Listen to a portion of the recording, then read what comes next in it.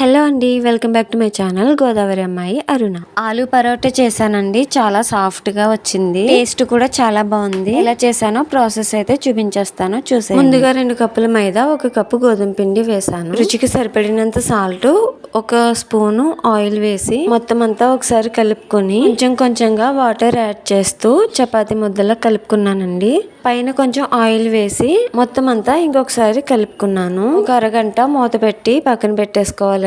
ఎక్కువసేపు నానబెడితే బాగుంటాయి అన్నమాట పరోటాలు. నెక్స్ట్ ప్రాసెస్ ఏంటంటే 3 ఉడకబెట్టిన బంగాళదుంపలు తీసుకున్నానండి. పై పొట్టంతా తీసేసాను అనమాట.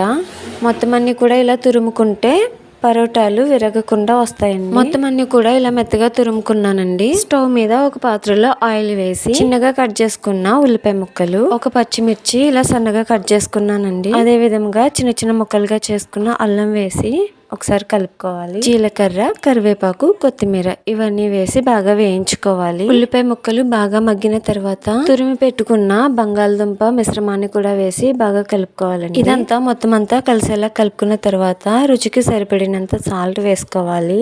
అదే విధముగా చిటికెడు పసుపు వేసుకోవాలి.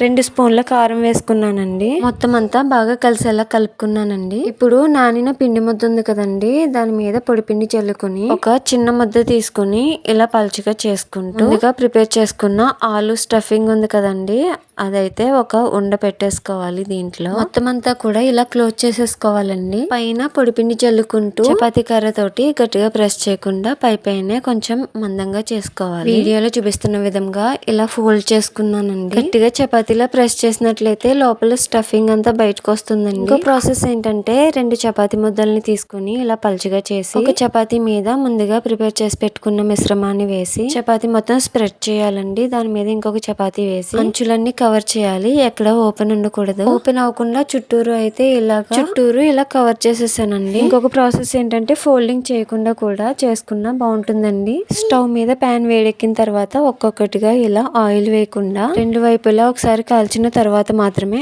పైన ఆయిల్ వేసి త్వరగా కాలే వరకు కూడా అటు ఇటు తిప్పుతూ కాల్చుకోవాలండి. ఇలా 3 విధాలుగా 3 పరోటాలు అయితే చేసుకున్నానండి. ఆలు పరోటా చాలా సాఫ్ట్ గా వచ్చిందనమాట. ఎక్కువగా కాల్చిన అవసరం లేదండి. ఆల్రెడీ లోపల ఆలు మిశ్రమం అంతా ఒకసారి కుక్ చేసేసుకున్నాం కదా, అందుకని ఈ 3 పరోటాలు 3 విధాలుగా చేశానన్నమాట.